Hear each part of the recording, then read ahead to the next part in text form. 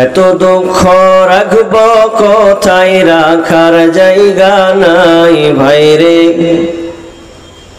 এত দুঃখ রাখি কোথায় রাখার জায়গা নাই আমাদেরই কপালেতে শান্তি বুঝি নাই ভাইরে আমাদেরই কপালেতে শান্তি বুঝি নাই এত দুঃখ রাখি কোথায় রাখার জায়গা নাই ভাইরে এত দুঃখ রাখব কোথায় রাখার জায়গা নাই আমাদেরই কপালেতে শান্তি বুঝি নাই ভাইরে আমাদেরই কপালেতে শান্তি বুঝি নাই পাঁচ ওয়াক্ত নামাজ পড়ে কপালে তার দাগ মক্কাতে যাই নামের আগে লাগায় হাজী সাহেব পাঁচ ওয়াক্ত নামাজ পড়ে কপালে তার দাগ মক্কাতে যাই নামের আগে লাগায় হাজী সাহেব চায়ের দোকানে বসে হাজী টেলিভিশন চাই ভাইরে চায়ের দোকানে বসে হাজী টেলিভিশন চাই হিন্দি গানের তালে তালে পা দুটি নাচাই আমাদেরই কপালেতে শান্তি বুঝি নাই এত দুঃখ রাখি কোথায় রাখার জায়গা নাই ভাইরে এত দুঃখ রাখব কোথায় রাখার জায়গা নাই আমাদেরই কপালেতে শান্তি বুঝি নাই সুদে ঘুষে জীবন কাটে করে দুর্নীতি এমন লোক হয় যদি মসজিদের সভাপতি সুদে ঘুষে জীবন কাটে করে দুর্নীতি এমন লোক হয় যদি মাদ্রাসার সভাপতি ভাইরে উচিত কথা বলতে গেলে মৌলবীর চাকরি নাই ভাইরে সত্য কথা বলতে গেলে ইমামের চাকরি নাই আমাদেরই কপালেতে শান্তি বুঝি নাই ভাইরে আমাদেরই কপালেতে শান্তি বুঝি নাই সমাজেতে অসঙ্গতি বলবো কত আর গায়ের জোরে বিচারপতি ঘুষেরই কারবার সমাজেতে অসঙ্গতি বলবো কত আর গায়ের জোরে বিচারপতি ঘুষেরই কারবার ভাইরে টাকার লাগি গরিব দুঃখী বিচার নাহি পায় ভাইরে টাকার লাগি গরিব দুঃখী বিচার নাহি পায় আমাদেরই কপালেতে শান্তি বুঝি নাই ভাইরে আমাদেরই কপালেতে শান্তি বুঝি নাই বড় ছোট নাই ভেদাভেদ কোথায় মান সম্মান বাপের সমান মুরব্বিকে করছি অপমান বড় ছোট নাই ভেদাভেদ কোথায় মান সম্মান বাপের সমান মুরব্বিকে করছি অপমান 8 বছরের ছেলে যদি সামনে বেড়ি খায় ভাইরে 10 বছরের ছেলে যদি ডাইরেক্ট বেড়ি খায় আমাদেরই কপালেতে শান্তি বুঝি নাই ভাইরে আমাদেরই কপালেতে শান্তি বুঝি নাই এত দুঃখ রাখব কোথায় রাখার জায়গা নাই ভাইরে এত দুঃখ রাখি কোথায় রাখার জায়গা নাই আমাদেরই কপালেতে শান্তি বুঝি নাই ভাইরে আমাদেরই কপালেতে শান্তি কেন নাই উপস্থিত সম্মানীয় সুযোগ্য আজকের এই জলসার স্বনামধন্য সভাপতি মঞ্চে উপবিষ্ট আকাশের সদৃশ্য আলেম ওলামাবৃন্দ এবং দূর দূরান্ত থেকে আগত সম্মানীয় অতিথিবৃন্দ, আমার সম্মুখে বসে থাকা দিনদার ইমানদার মুমিন ভাই সকল এবং পর্দার অন্তরালের সম্মানিতা মা ও বোনেরা, প্রথমে সেই মহান মুনিবের দরবারে আমরা প্রশংসা করি যে আল্লাহ আজকে কিছু কিছু লোককে এই মসজিদ কেন্দ্রিক মাহফিলে কিছু কোরআন এবং হাদিসের আলোচনা শোনার যিনি তৌফিক দিয়েছেন, এই জন্য আমরা একটু আল্লাহর প্রশংসা করি। সকলে একটু আওয়াজ দেন না, আল্লাহর নাম করি, বলি আলহামদুলিল্লাহ। অতঃপর শান্তি বর্ষিত হোক সকল নবীদের উপর, বিশেষ করে আমাদের শেষ নবী জনাবে মুহাম্মদুর রাসূলুল্লাহ, আমরা বলি সাল্লাল্লাহু আলাইহি ওয়াসাল্লাম। মুহতারাম মুকাররম, আমি আপনাদের সম্মুখে মা বোনেরা, আপনাদের সামনে জায়গা যথেষ্ট ফাঁকা আছে। মেহরবানি করে যদি আপনারা আগে বসেন তাহলে আপনাদেরই আত্মীয় যারা দাঁড়িয়ে আছে ওরা বসার জায়গা পাবে। তো আমি মা বোনদের উদ্দেশ্যে বলছি, একটু আগে আগে বসি। মা বোন, আমার বাংলা ভাষা বুঝে না রে, বলছি একটু আগে আগে বসে, মা বোনদের বলছি। তাহলে যারা দাঁড়িয়ে আছে তো আপনাকে ধাক্কা মারতে মারতে আসবে মনে হচ্ছে। একটু বসি মা বোন, আগে আগে বসি। দেখেন জায়গা ছাড়ুন, ওটা আপনার জন্য সুপারিশ হবে। আপনি আজকে জলসা শুনতে এসেছেন, য জায়গায় বসবেন ত জায়গায় বিচার মাঠ আপনি দেখতে পাবেন। আপনি অন্য জন্য জায়গা ছেড়ে দেন, ইনশাল্লাহ আপনি লাভবান। আজকে আমার টপিক, আলোচ্য বিষয় মওত, মৃত্যু। এক আশ্চর্য সাবজেক্ট। এটা আশ্চর্যের কিছু নয়, একদিক দিয়ে বেঁচে আছি এটাই আশ্চর্যের। আমি যে বেঁচে আছি বা আপনি যে বেঁচে আছেন এটাই আশ্চর্যের বিষয়। আর মৃত্যু এটা নির্ধারিত একটা সময়। মওত এমন একটা সাবজেক্ট, এমন একটা বিষয় যে ওকে ছাড়া কোনো বিষয় চলবে না। আপনি যত বিষয় যদি আপনাকে বলা হয় যে সমস্ত বিষয়কে একত্রিত করে দাও, কিন্তু একটা বিষয় স্থান পাবে, তার নাম হচ্ছে মওত। মওত হচ্ছে একটা যানবাহন। এই যে আপনি এখন যদি মনে করেন আপনার এই খড়গাটি থেকে আপনি উমরপুর যাবেন, তাহলে আপনাকে একটা যানবাহন, একটা গাড়ি লাগবে কি লাগবে না? লাগবে। হাঁটতেও পারবেন, সময় না, কিন্তু যানবাহন, গাড়ি, বাস হোক, সাইকেল হোক, লরি হোক, যাতেই হোক আপনি চলে যাবেন, দিয়ে আপনি উমরপুর পৌঁছাবেন। কিন্তু এই যে কাল দুইটা, ইহকাল আর একটা কি বলেন তো, পরকাল বা আখেরাত। এই আখেরাতের জিন্দেগি হচ্ছে এর যাওয়ার একটা মাধ্যম হচ্ছে কোনটা? তার নাম হচ্ছে মওত। এটা একটা যানবাহন।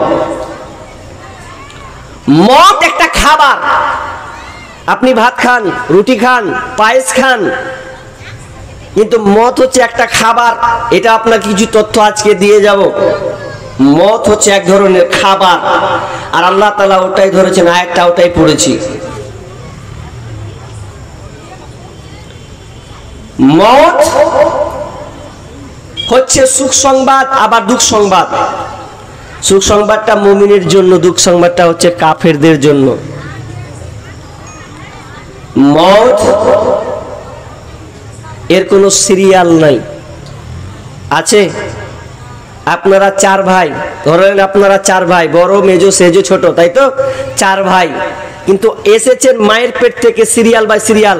আগে বড় আসবে, তারপরে 2 নম্বর, তারপরে সেজো, তার নম্বর 4 নম্বর, তাই তো? এটা নিয়ম তো এটা। কিন্তু যাওয়ার ব্যাপারে কোনো সিরিয়াল আছে? এরকম ঘটনা ঘটেছে যে 3 ভাই ছোট ভাইয়ের লাশ খাট ধরে নিয়ে কবরে নিয়ে যাচ্ছে। আশ্চর্য একটা বিষয়, তার নাম হচ্ছে মওত। এই মওত আপনার সমস্ত কিছুকে কেটে দিতে পারে। মওত চিনে না বড়লোক গরিব, মওত চিনে না আপনি মাস্টার, আপনি ব্যারিস্টার, আপনি উকিল, আপনি মওলানা, আপনি বক্তা, মত এগুলো চিনে না। মত আশ্চর্য একটা সাবজেক্ট, যদি আপনি ভাবেন। সে বিষয় নিয়ে আমি আপনাদের সামনে কিছু বলার চেষ্টা করছি। তবে আপনাদের ধৈর্যের অপেক্ষা, কতক্ষণ আপনারা থাকবেন জানি না। আমি এদিকে প্রোগ্রাম খুব কম দিই, সব আমার প্রোগ্রাম হচ্ছে উত্তর দিনাজপুর, মালদা, আর বিহার আর আসাম। তো কিছু কিছু জায়গায় মানুষ শুনতে ভালোবাসে, আর কিছু কিছু জায়গা আছে যে মজা দিছে না, যাবে পালা একটুও মজা নেয়, তখন আর থাকবে না।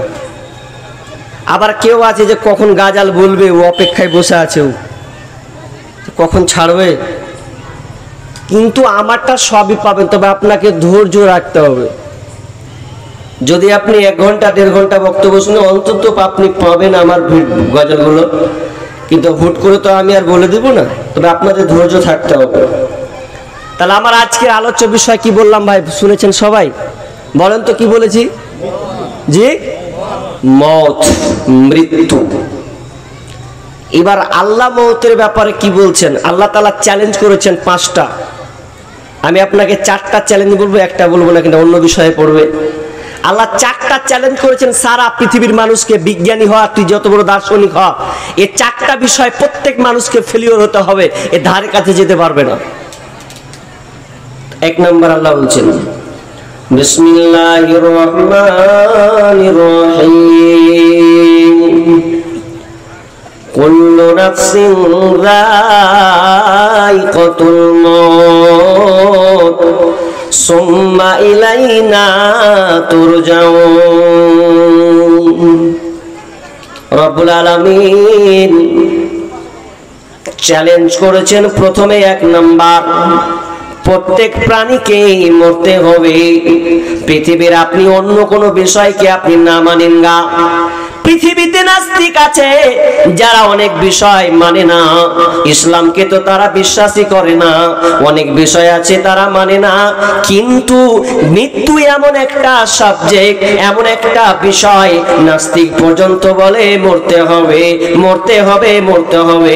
আমার আল্লাহ বলেন, কুল্লু নাফসিন যায়িকাতুল মাউত, প্রত্যেক প্রাণীকে, প্রত্যেক আত্মাকে মৃত্যুর স্বাদ গ্রহণ করতে হবে।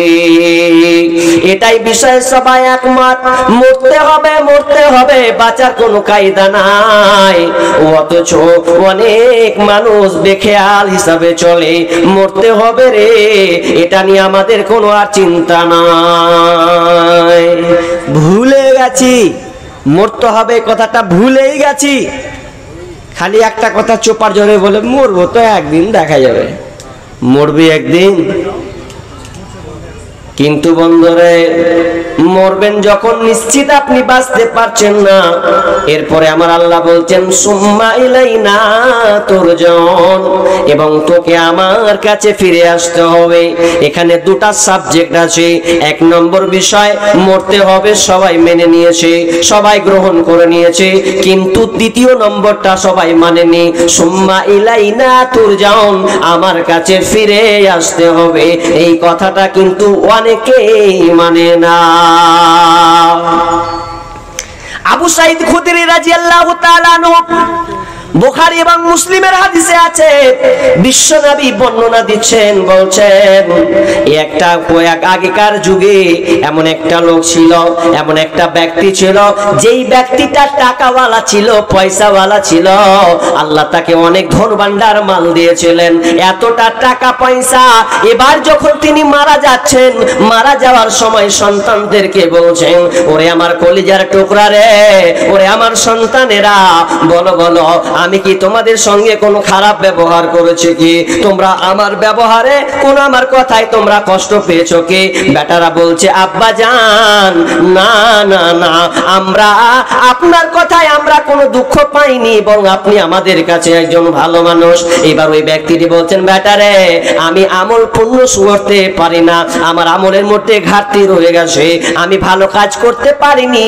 তবে বেটা শুনে নাও, আমি মারা যাব, কিন্তু মারা যাওয়ার সময় নয়, যখন আমি মারা যাব বেটা, তখন তুমি আমার লাশটাকে মাটিতে পুঁতবে না, বরং তোমরা কি করবে, আমার লাশটাকে তোমরা আগুনে জ্বালিয়ে দেবে।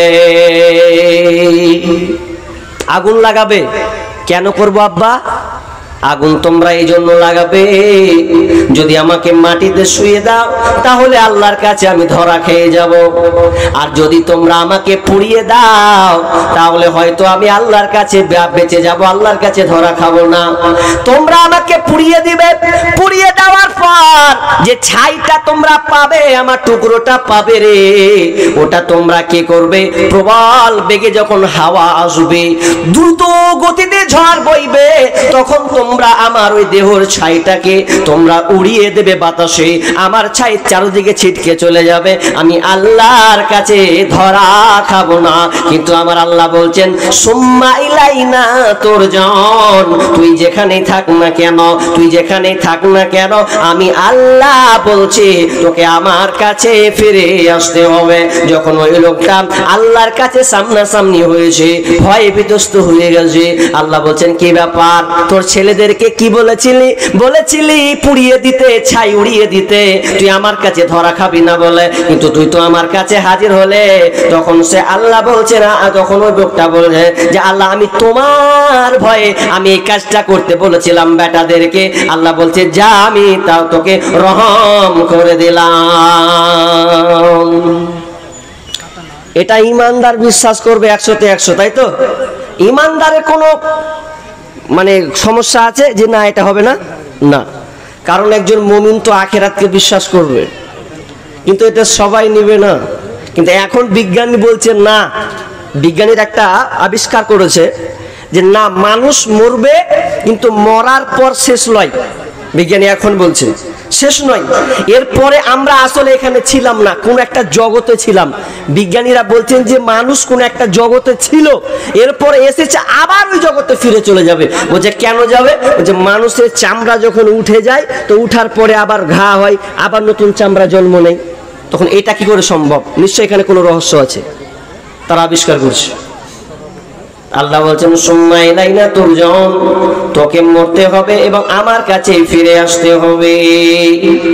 এরপরে আমার আল্লাহ বলছেন আইনা মা তাকুনু ইউদরিকুমুল মাউত ওয়ালাউ কুনতুম ফি বুরুজিন মুশাইয়াদা, তোমরা যেখানেই থাকো না কেন মৃত্যু তোমাদেরকে পাকড়াও করবে, তো মৃত্যুর নাগাল তোমরা পাবে, মৃত্যু তোমাদেরকে ধরবে, এতে বাঁচার কোনো কায়দা নাই। শুধু তাই নয়, ওয়ালাউ কুনতুম ফি বুরুজিন মুশাইয়াদা, এবং তোমরা যদি সুদীর্ঘের মধ্যেও থাকো, উঁচু জায়গাতে যদি তোমরা দুর্গে অবস্থান করো, এরপরও তোমাদেরকে আজরা মালাকুল মউত তোমাদের পাকড়াও করবে।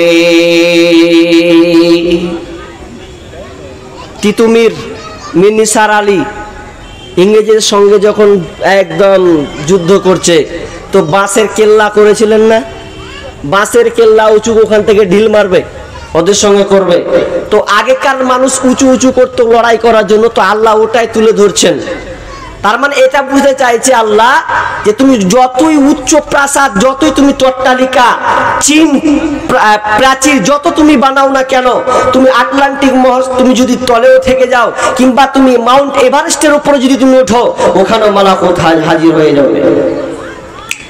তারপরে আমার আল্লাহ বলছেন কুল ইন্নাল মাউতাল্লাযী তাফিরুনা মিনহু ফাইন্নাহু মুলাকীকুম সুম্মা তুরাদ্দুনা ইলা আলিমিল গায়বি ওয়াশ শাহাদা ফায়ুনাব্বিউকুম বিমা কুনতুম তা'মালুন। হে নবী আপনি বলে দেন কুল ইন্নাল মাউতাল্লাযী তাফিরুনা মিনহু ফাইন্নাহু মুলাকীকুম, যারা মৃত্যু থেকে পালাতে চায়, যারা পালাতে চায় মরবো না, মরবো না, মরবো না, বাঁচবো, যদি সময় হয় আপনার মোলাকাত হবে, মালাকুল মউতের সঙ্গে তার সাক্ষাৎ হবে, মোলাকাত হবে। এবং সে আল্লাহ যে যিনি গায়েব হাজের ব্যাপারে খবর রাখেন তার কাছে যেতে হবে, এবং আল্লাহ সুবহানাহু ওয়া তাআলা তাদের কর্মের হিসাব তাদেরকে দেখিয়ে দেওয়া হবে। দুনিয়াতে তারা ভালো মন্দ যাই করেছে আল্লাহ সেদিন সকলকে সামনে দেখিয়ে দেবে, কিচ্ছু লুকাইতে থাকবে না, খালি এসো। তাহলে মরতে হবে, সন্দেহ নাই, মরতে হবে। এবার আমার আল্লাহ বলছেন সূরা আল ইমরান 185 নম্বর আয়াত, কুল্লু নাফসিন যায়িকাতুল মাউত ওয়া ইন্নামা তুওয়াফাউনা উজুরাকুম ইয়াওমাল কিয়ামা ফামান যুহজিহা আনিন নারি ওয়া উদখিলাল জান্নাতা ফাকাদ ফাজ। আল্লাহ সুবহানাহু ওয়া তাআলা বলছেন মরতে হবে এবং তোমাদেরকে কি করতে হবে, ওয়া ইন্নামা তুওয়াফাউনা উজুরাকুম ইয়াওমাল কিয়ামা, এবং কিয়ামতের দিন তোমাদেরকে পূর্ণ প্রতিদান দেওয়া হবে, তোমরা যা করেছো ওই প্রতিদানগুলো তোমরা পাবে। ফামান যুহজিহা আনিন নার, এবং যারা জাহান্নাম থেকে পরিত্রাণ পেয়ে গেছে, ওয়া উদখিলাল জান্নাহ, এবং জান্নাতে প্রবেশ করেছে, ফাকাদ ফাজ, ওরাই হচ্ছে সফল কাম। যে আমার আল্লাহ বলছেন ওয়ামাল হায়াতুদ দুনিয়া ইল্লা মাতাউল গুরুর, আর দুনিয়াটা হচ্ছে একটা ধোঁকার বস্তু। অথচ দুনিয়ার মোহে পড়ে আছি, মওতকে বলে ভুলে গেছি। ওরা কিন্তু না না, একজন কবি বলছেন দো চিজ আদমি রাখা সাথ জোরে জোর, একে आबोदा ना देगा खाके गौर, दो चीज आदमी रखा साथ जोर जोर, एके आबोदा ना देगा खाके गौर। পৃথিবীতে দুইটা জিনিস আছে, মানুষ যদি ভুলে যায়, মানুষ যদি মনে নাও রাখে, কিন্তু এই দুইটা জিনিস আপনাকে ভুলবে না, এ আপনার পেছনে পেছনে দৌড়তে থাকবে। কবি বলছেন কোন জিনিসটা, দো চিজ আদমি, দুইটা জিনিস, দো চিজ आदमी रखा साथ जोर जोर, एके आबोदाना देगा खाके गौर। একটা হচ্ছে আপনার রুজি, আল্লাহ তাআলা যে রুজি নির্ধারণ করে রেখেছেন, আপনি কতটুকু খাবেন আল্লাহ নির্ধারণ করেছেন, আর আপনি আপনার মওত হবে একটা সময়ে, ওটা আপনাকে ভাবতে হবে না। যেদিন মওতের সময় হবে রে, সেদিন আপনাকে ঠিক মালাকুল মউত নিয়ে চলে যাবে। মরবো না এ কথা আপনি বলতে পারবেন না, মরতেই হবে। মালাকুল মউত নবী মুসার কাছে এসে বলছে যে আপনাকে মরতে হবে, আর যেমনি বলেছে মরতে হবে, ভাকাম করার গালে একটা চড় দিয়েছে। মালাকুল মউত নবী মুসার জান কবজ করতে তখন আগে পারমিশন নিতে হয়। অনেক মুহাদ্দিস کرام বলছেন নবীদের জান নিলে আগে পারমিশন লওয়া লাগে। তো পারমিশন নিয়ে প্রথমে বলতেন যে আপনি মরবেন, তো মরবেন যে আপনি বলে যে পাটাম করার গালে এক চড় দিয়ে দিলেন। অনেকে বলছে কানা হয়ে গেছে, অনেকে বলেছে চোখ উঠিয়ে দিয়েছে, কিন্তু মেরেছেন এটাই সত্য, গালে মেরেছে এমন জোরেতে। আল্লাহ কাছে বলছে আল্লাহ কার কাছে পাঠালছো আমাকে, মওতের কথা কইছি তো এক চড় খেয়ে চলে এলো। বলছে কেন রে, বলছে মরতে যে চায় না। তো আল্লাহ বলছে এক কাজ কর, আমার মুসাকে গিয়ে বল কতদিন বাঁচবে, ও যদি বেশি বাঁচতে চায় নবী মুসাকে বলে দে সে গায়ের হাতে হাত রাখবে, হাত রাখার পর গায়ে যখন সে হাত রাখবে এর মধ্যে যতটি লোম পড়বে ততদিন সে বাঁচবে, এরপরেও তাকে মরতে হবে। নবী মুসা বলছে এরপরে মরতে হবে নাকি? বলছে হ্যাঁ। কতটি অফার গো, এক হাতে ধাপা মারবে লোম, তার মানে কত গুনতে পারবেন? কগন্তি। এরপরে বলছে মরতে হবে। এবার নবী মুসা বলছে যদি মরতে হয় তাহলে আমার লোম মারা দরকার নাই, গায়ে হাত দেওয়া দরকার নাই, আমাকে কি এখন নিয়ে নাও, তবে আমার একটা আবদার, মসজিদুল আকসার আশেপাশে যেন আমার কবরটা হয়। তাহলে কেউ টিকলো না, সকলকে মরতে হবে। জিন্দেগি সব ভুলে যাচ্ছি গো, এবার মওত মরবেন। এবার আল্লাহর একটা চ্যালেঞ্জ হলো নাম্বার 2 নম্বর চ্যালেঞ্জ, আল্লাহ বলছেন যে আমি যেখানে সময় বেঁধে দিয়েছি ওই সময় মরবি। অনেকে বলে টাকা নেয় বেটাকে বাঁচাতে পারলাম না, কিন্তু কিছু করেন না, ওখানে ওর নির্ধারিত মওত আছে। অনেকে বলে অ্যাক্সিডেন্ট হলো রে, অ্যাক্সিডেন্ট হয়ে মারা গেল, যদি লোকটা একটু পরে পার হতো তো বেঁচে যেত, কিন্তু না, আল্লাহ একটা সময় বেঁধে দিয়েছেন মওতের। কিন্তু ওটা আমরা আল্লাহর সিস্টেম দেখেন, দোষী কিন্তু মালাকুল মওতের নয়। আর মালাকুল মওতে যদি দোষ হতো না, আপনার কোনো লাভ নাই। এটা যদি মানুষের উপরে নির্ধারণ করে দেওয়া হতো তাহলে কোনো মানুষ টিকতে পারতো না। টিকবে? টিকতো না। ধরুন একটা 100টা লোক আছে, তো 100টা লোক হসপিটালে ভর্তি আছে, সব অসুস্থ রোগী। তো ডাক্তারে বলছে, এই কে কে বাঁচবে কে কে মরবে, তো লিস্ট কর। বলছে 95টা বাঁচবে আর 5টা মরবে। হাজি কে 5টা মরবে? যদি এটা নির্ধারণ মানুষের মধ্যে করে দিতেন আল্লাহ যে 95টা 100% একদম বাঁচবে আর 5টা মরবে, তো হচ্ছে লিস্ট কর। আচ্ছা বলেন, যদি ওই ডাক্তার লিস্ট করে 100টার মধ্যে 5 জনকে বাদ দিবে, তো 5 জন কে আছে? এই 5 জন তো এবার দাঁড়াবে কে আছে 100 জনের মধ্যে। এবার হাতি ছড়ালে বলবে ডাক্তার, আর বাপের নামটা লিখবি না কয়ে দিছি, তো জানে মেরে দেবো, টাকা লিবিলে। যদি হার বাপের নাম খাতায় উঠিয়ে দিস, তোর 12টা বাজিয়ে ছাড়বো। ভয় করবে না। কিন্তু আল্লাহ এটা মানুষকে দেয়নি, আল্লাহ ফেরেশতার হাতে দিয়ে দিয়েছেন। ডুবে মরবেন তো ডুবে মারা গেল, অ্যাক্সিডেন্ট হবে তো বলছে অ্যাক্সিডেন্ট হয়ে গেল। এটা মানুষ আপনার কিনা, ফেরেশতা মানুষে কোনো দায়ী করতে পারবে না। এটা একটা নির্ধারিত আল্লাহ সময় বেঁধে রেখেছেন। আমার আল্লাহ বলছেন, ওয়ালিকুল্লি উম্মতি আজাল ফাইদা জাআ আজালুহুম লা ইস্তাখিরুনা সাআতাও ওয়া লা ইস্তাকদিমুন। আমার আল্লাহ সুবহানাহু ওয়া তাআলা বলছেন যে প্রত্যেকের একটা নির্ধারিত একটা সময় রয়েছে, প্রত্যেক উম্মতের নির্ধারিত একটা সময় রয়েছে। আর মওতের একটা সময় 1 মিনিট আগাবে না এবং পিছাবে না। যেটা আল্লাহ সময় বেঁধে রেখেছেন ওটার উপরে তাকে মরতে হবে। পৃথিবীতে একটা ড্যান্সার ছিল, যার নাম হচ্ছে মাইকেল জ্যাকসন। নাম শুনেছেন আপনারা? কে কে জানেন হাত তুলেন তো। মাশাআল্লাহ, কয়েকটা লোক। আর মুরব্বীগুলা জানেন না মনে হচ্ছে। মাইকেল জ্যাকসন ও চ্যালেঞ্জ করেছিল 150 বছর বাঁচবো। কত বছর? 150 বছর। 150 বছর বাঁচতে চেয়েছিল যে আমি 150 বছর বাঁচবো। তো 150 বছর বাঁচার লেগে আবার কি ফাঁদ এনেছিল জানেন? ও ফাঁদ এনেছে 12টা ডাক্তার নিজে মজুদ করেছে, ভাড়া করেছে 12টা ডাক্তার। তার শরীরকে সবসময় খালি চেক আপ করবে। ও ব্যায়াম করার লেগে 15টা আপনার ব্যায়ামের মাস্টার আপনার ডাক্তার রেখেছে। সব সময় শরীরকে ফিট কিভাবে রাখতে হবে, যে ও খাবারটা খাবে ওই খাবারটা পর্যন্ত ল্যাবরেটরিতে দিবে, মালটা চলবে কি চলবে না, এ শরীরে যাবে কি যাবে না, এতে ভাইরাস আছে কি নাই, ল্যাবরেটরি দেখে তারপরে খাবারটা তার মুখে ঢোকানো হবে। শুধু তাই নাই, মাইকেল জ্যাকসন যে জায়গাটায় ঘুমায় ওই জায়গাটা এমন সুন্দর করে বানানো আছে, এমন একটা জায়গা সুন্দর করে বানানো হয়েছিল যেখানে কিনা দুনিয়ার অক্সিজেন উলিবে না, অক্সিজেন সে নিবে বানিয়ে, প্রতিদিন সে অক্সিজেন ভোগ করবে, কানেকশন থাকবে নাকের সঙ্গে আর ঘুমাবে, আর দুনিয়ার কোনো অক্সিজেন সে নেবে না।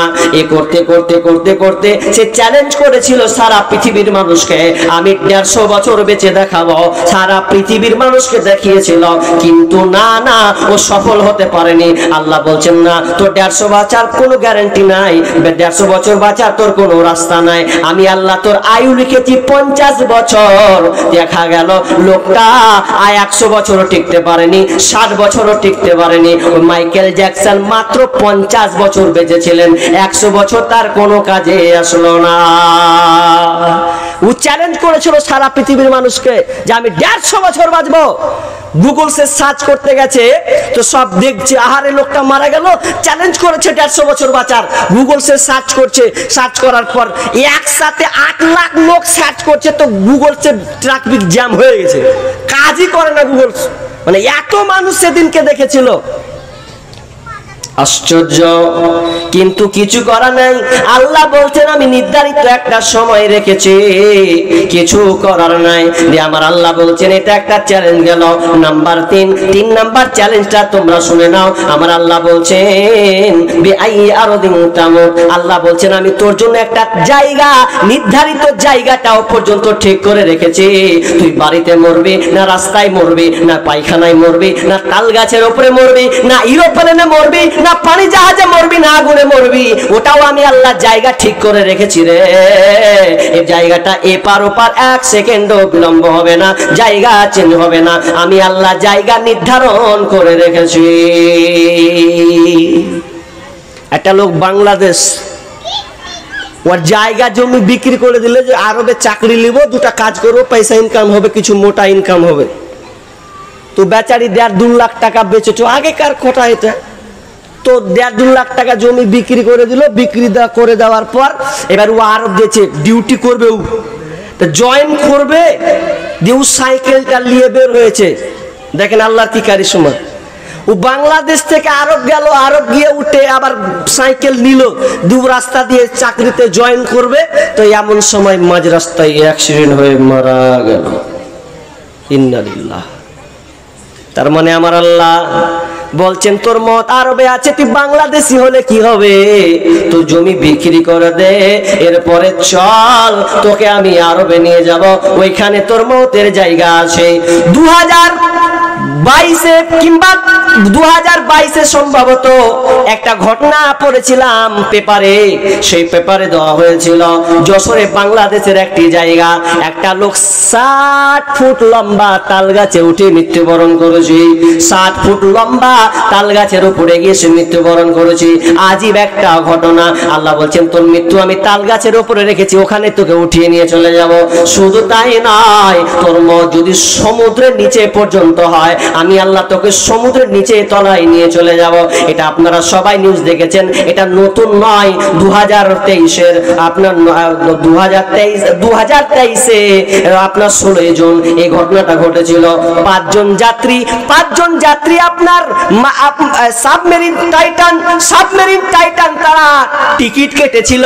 শুধু এক টিকিটটার দাম কত ভারতের? টিকিটটার দাম ছিল প্রায় আপনার 1.5 থেকে 2 কোটি টাকা। একটা টিকিটের দাম 1.5 থেকে 2 কোটি টাকা। ওই টিকিটটা কেটে 5টা যাত্রী, যাদের ইনকাম দিনে কোটি কোটি কোটি টাকা ইনকাম, ওরা পাকিস্তানের আর অন্য দেশে ছিল। তারা 5 জন যাত্রী সাবমেরিন আপনার কিনা টাইটান, তারা চাপবে কি করার জন্য? তো ওই যে 1912 সালে টাইটানিক জাহাজ যে ধ্বংস হয়েছিল, ওটা দেখার জন্য। আসলে ওটা নয়, আল্লাহ বলছেন তোর সমুদ্রের নিচে মত রেখেছি, চল কিভাবে যাবি ওটা দেখ। আল্লাহর কারিশমা দেখেন। 5 জন 2 কোটি টাকা দিয়ে একটা করে টিকিট কেটেছে, ও যাত্রী হবে মোট 5 জন। ওই সাবমেরিন আপনার টাইটানে চেপেছেন, বেশি দূর যেতে পারেনি, 3000 মিটার গেছে। মাত্র 3000 মিটার সমুদ্রের তলে যখন গেছে, ওরা আপনা উড়ে ফুটে ভ্যানিশ হয়ে গেছে। অথচ আর একটা তথ্য দিয়েছিল সেখানে, যে একটা 4 ইঞ্চির মাছ, 4 ইঞ্চি মাছটার নাম হচ্ছে এফিউনিডি। মাছটার নাম এফিউনিডি। 4 ইঞ্চি মাছ, ও কত ফুটে নিচে বাস করে? 6000 মিটার নিচেও বাস করে, কিছু হয় না ওর। 4 ইঞ্চি মাছ 6000 মিটার নিচেও বাস করে, হাজার হাজার বাচ্চা দেয়, অথচ তার কিছু হয় না। আর সামান্য 5টা লোক একটা সাবমেরিন, একটা টাইটান নিয়ে গেল, মাত্র 3000 মিটার ঢুকেছে। তথ্য বলছে যে ওরা পানির চাপে মরে গেছে, পানির চাপে টিকতে পারেনি। অথচ আল্লাহ দেখেন একটা সামান্য 4 ইঞ্চির মাছকে 6000 মিটার নিচে রেখে দিয়েছেন, কিভাবে চলছে। আল্লাহু আকবার। এটা আল্লাহর কত কুদরত একবার ভেবেছেন? আল্লাহ আসলে এটা বলতে চাইছেন তোর মত 5 জনে পানির তলে রেখেছিলাম, আল্লাহ বলছেন তোর জায়গা পর্যন্ত আমি ঠিক করে রেখেছি। গত পরশু একটা গল্প বলেছিলাম, তো বাস্তবই ওটা পরশুদিনকে বলেছিলাম। কি জানেন, একটা মা ছেলেকে নিয়ে উঠেছে গাড়িতে, বাসে যখন উঠেছে তো ভিড়, লোকাল বাসে তো ভিড় হয় বেশি। এবার ভিড় হয়েছে, তো অনেক মায়েরা বেটারাকে, একটা কোলে বাচ্চা থাকে আর একটাকে নিয়ে থাকে, তো সিট পাই না। আর সিট না পেলে বেটারা কি বকবে, সিট পেলে বেটা কি ছিল তোরা খেড়ে চবে চ। এবার হলো সিট যখন পাই না, তো তার মধ্যে পের করেছে মাকে হাগা লেগেছে। মায়ে তো মিটার 100 গেছে, ভাই সিট পাই না তুই এখন কিছু হাগা ধরলেছে। মাকে ঠিকই পায়খানা করে লেগেছে। আর 100 সিট পায়নি, গাড়ি চলছে চলমান, ওকে পায়খানা করা লেগেছে। তো পায়খানা করা লেগেছে, তো বাচ্চা ছেলে মানুষ থামতে কি পারে, যত আগেছে তত চাপছে, তত আর বাড়ছে। এই যখন পায়খানা করা লেগেছে, মাকে পায়খানা করা লেগেছে, খালি ওর মাকে ফুসলেছে ব্যাটারে, আরে একটু আছে, থাম থাম থাম থাম, না গে মা থামতে পারি না রে, মানে জোরে করেছে। জোরে যখন কইতে লেগেছে কন্ট্রাক্টটা শুনে নিয়েছে, আর যেমনি শুনে লেগেছে ব্যাপার তো খারাপ। তাহলে কন্ট্রাক্টর যেমন শুনে লেগেছে পায়খানা করে দিবে, তখন কন্ট্রাক্টর কইছে হাজাই নাম নাম নাম নাম নাম নাম, হেগে দিবে গাড়িতে, হেগে দিবে, নাম নাম, কঠিনই ব্যাপার। বলছে আর একটু আছে, এই ভ্যাট লোক থাকে, না আগে মা থামতে পারি না। তখন কি করেছে কন্ট্রাক্টর কইছে নামে নাগে নাম, তার কোন কথা আছে। মাকেও নামালো, বেটাকেও নামালো, মাঝ রাস্তায় নামিয়ে দিল। বারবার বারবার খালি বেটাকে বকছে, তোর লাগা কাম হলো, কেমন করে হাঁটবি, হাগা খান থামতে পারলি না, জোরে জোরে বলতে গেলি, কানে বলছিলি তো ভালোই ছিল, কিনা জোরে বলতে গেলি। এমন সময় শুনলেন গাড়িটা যখন ছাড়বে আপনার কিনা ড্রাইভার যখন গাড়িটা অন করবে, গাড়ি আর অন হচ্ছে না, গাড়ি আর অন হচ্ছে না, ওয়াপ হয়ে থেকে গেছে। কন্ট্রাক্টর বলছে ড্রাইভার চলো চলো চলো চলো, কিন্তু গাড়ি আর আগাচ্ছে না, গিয়ারও বাড়ছে না। তখন কিছুক্ষণ পরে ড্রাইভারটাকে গায়ে হাত দিয়ে বলছে ড্রাইভার আর কোনো সাড়া নাই, শব্দ নাই, ওখানে এসে মৃত্যুবরণ করে দিয়েছে। আমার আল্লাহ বলছেন তোর জায়গাটা আমি ঠিক করে রেখেছি, একটু এই দিকও যাবে না, ওই দিকও যাবে না। শুধু তাই নয়, যদি চলন্ত গাড়িতে ড্রাইভার মরতো, শুধু ড্রাইভার নয়, ড্রাইভার সহ যত যাত্রী আছে সকলকেই মরতে হতো। আল্লাহ চ্যালেঞ্জ, জায়গা ঠিক করে রেখেছি। মরণ কি তোর শরণ কি তোর নাই রে মুমিন ভাই, মরণ কথা শরণ কি তোর নাই, মরণ কথা শরণ কি তোর নাই রে মুমিন ভাই, মরণ কথা শরণ কি তোর নাই।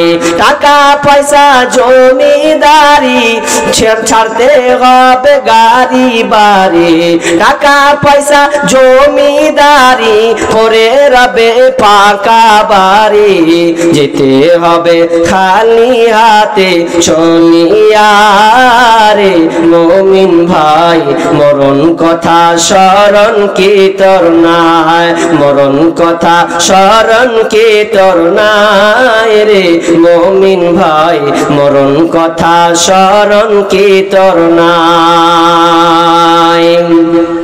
নামাজ পড়ো রোজা রাখো, নামাজ পড়ো রোজা রাখো, কালমা পড়ো তো ইবাদত করো। নামাজ পড়ো করলি না তুই নামাজ রোজা, হলো রে তোর পাপের বোঝা। পড়লি না তুই নামাজ রোজা, হলো রে তোর পাপের বোঝা। আখিরাতের চিন্তা করলি না রে মুমিন ভাই, মরণ কথা স্মরণ কি তোর নাই, মরণ কথা স্মরণ কি তোর নাই রে মুমিন ভাই, মরণ কথা স্মরণ কি তোর নাই। মরতে হবে, এই জন্য আপনাকে এবার মৃত্যুর জন্য প্রস্তুত নিতে হবে, মতকে এবার স্মরণ করতে হবে, মত আপনাকে এবার স্মরণ করতে হবে। বিশ্বনবী বলছেন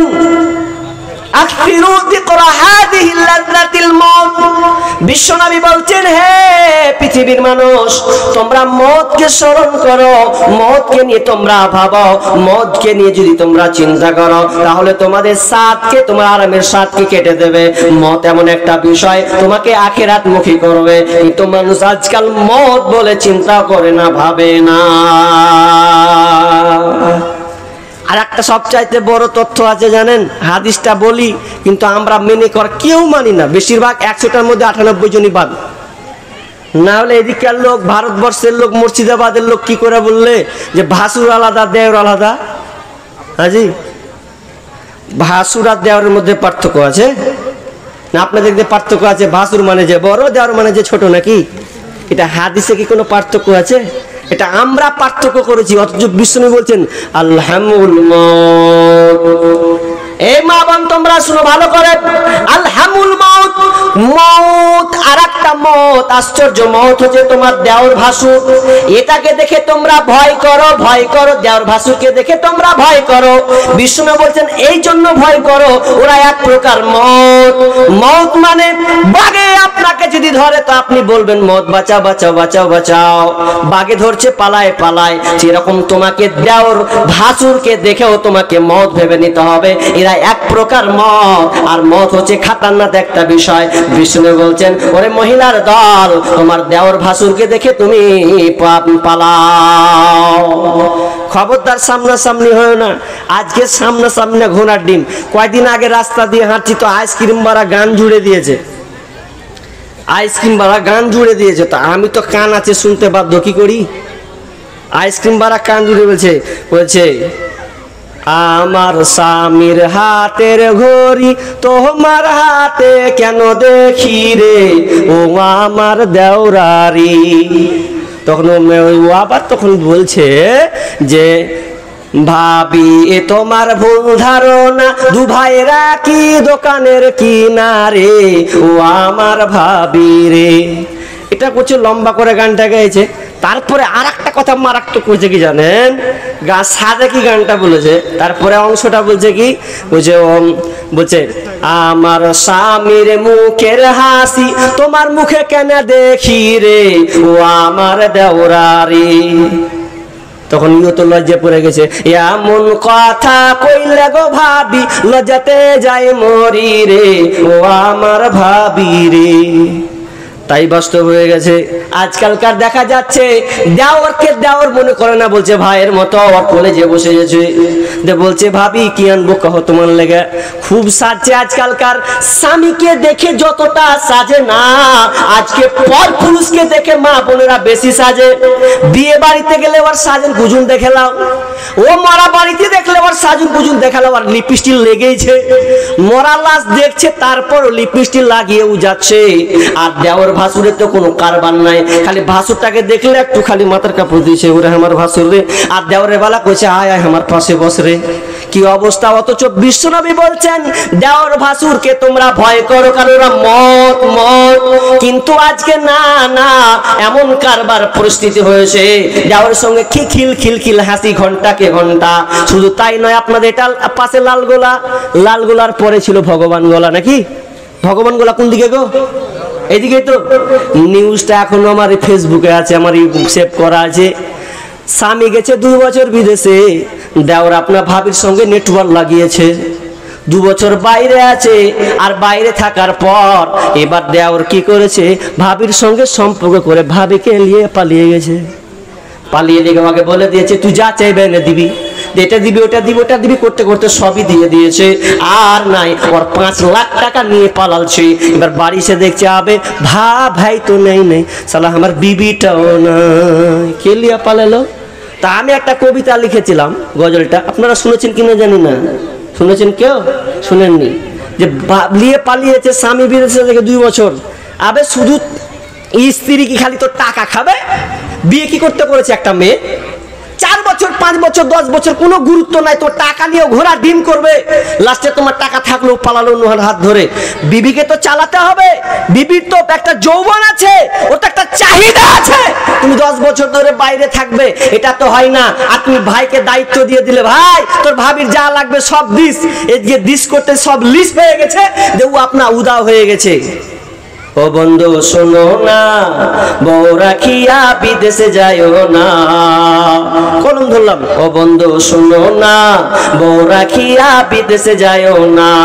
ও তুমি বউ রাখিয়া বিদেশে গেলে রে, ও তুমি বউ রাখিয়া বিদেশে গেলে রে, আসল বউ আর খুঁজে পাইবা না পাইবা না, বউ রাখিয়া বিদেশে যাইও না। ও বন্ধু শোনো না, বউ রাখিয়া বিদেশে যাইও না। ও তুমি বউ রাখিয়া বিদেশ গেলে রে, ও তুমি বউ রাখিয়া বিদেশ গেলে রে, বউয়ের স্যান্ডেল খুঁজে পাইবা না পাইবা না, বউ রাখিয়া বিদেশ যাইও না। ও তুমি বউ রাখিয়া বিদেশ গেলে রে, ও তুমি বউ রাখিয়া বিদেশ গেলে রে, বেশি দিন আর থাইকো না থাইকো না, বউ রাখিয়া বিদেশ যাইও না। ও বন্ধু শোনো শোনো না, বউ রাখিয়া বিদেশে যায় না। ও তুমি বউ রাখিয়া বিদেশে গেলে রে, ও তুমি বউ রাখিয়া বিদেশে গেলে রে, হকারে জায়গা হবে তোমার জায়গা মিলবে না, মিলবে না। বউ রাখিয়া বিদেশে যায় না, ও বন্ধু শোনো না, বউ রাখিয়া বিদেশে যায় না। বিদেশ যান, তবে বইয়ের হক আদায় করবেন, বেশি দিন থাকার চেষ্টা করবেন না। আমি বলিনি আপনি বিদেশ যাইন না, এমন কথা নাই। আপনি যান 2 মাস 3 মাস 4 মাস, যে আপনি আবার চলে আসেন। বউয়ের সঙ্গে সম্পর্কটা সব সময় ঠিক রাখবেন, বহাল রাখবেন, তবে দেখবেন আপনার বউ টিকে যাবে। আর যদি আপনি 1 বছর 2 বছর 4 বছর 5 বছর ধরে যদি বউয়ের খোঁজ আপনি না নেন, তাহলে ওই বউ কোনোদিন আপনার সংসার চালাতে পারবে না। মা বোন, আবার অন্য কথা চলে গেলাম, মা বোন আবার বলছে আলহামদুল মত। বিষ্ণু বলছেন তোমরা খবরদার দেওর ভাসুরের সঙ্গে সব সময় পর্দার সঙ্গে চলবে, সামনাসামনি হবে না, খবরদার গল্প পর্যন্ত করবে না। লুকাও, সাজন কুজন দেখায়ও না। আজকালকার সাজন কুজন কিছু কথা বলতে হচ্ছে, বাধ্য হচ্ছে, পরিস্থিতি দেখতে গিয়ে আমাকে বলতে হচ্ছে। আচ্ছা মা বোনগুলো বললাম না যে ও যখন মরা বাড়ি যেছে তখন সেজে খুঁজে যেছে, বিয়ে বাড়ি যেছে তখনও সাজছে। কিন্তু একটা দুর্বলতা আছে মা বোনদের, কি যে স্বামী যদি সামনাসামনি হয় তো কি করে থাকতে হয়, লেল খেপড়ির মতনই থাকছে। ধরুন একটা স্বামী বিদেশে আছে, হয়তো 4 মাস থেকেছে, ও ভালো করে বুঝবেন। 4 মাস থাকলো, 4 মাস থেকে বাড়ি আসবে। তো একটা মানুষ একটা চাহাত থাকে কিনা, বাসে আসবে কিংবা ট্রেনে আসবে, তো কত বেটি ছিল আগা দিকে পরে, তো মনে হবে আমার তো বিবি আছে, যাবো বাড়ি নাকি, এটা মনে মনে হবে কি হবে না, আসবে যে আমারও বিবি আছে, তোরা কি লাফান দিহি, আমারও বিবি আছে। এবার ওই খুশিতে ও বুক ফুলিয়ে বাড়ি গেছে। এবার মা বোনদের মসজিদে বাঁধলো খালি বেড়ি ভাঙার কাজ।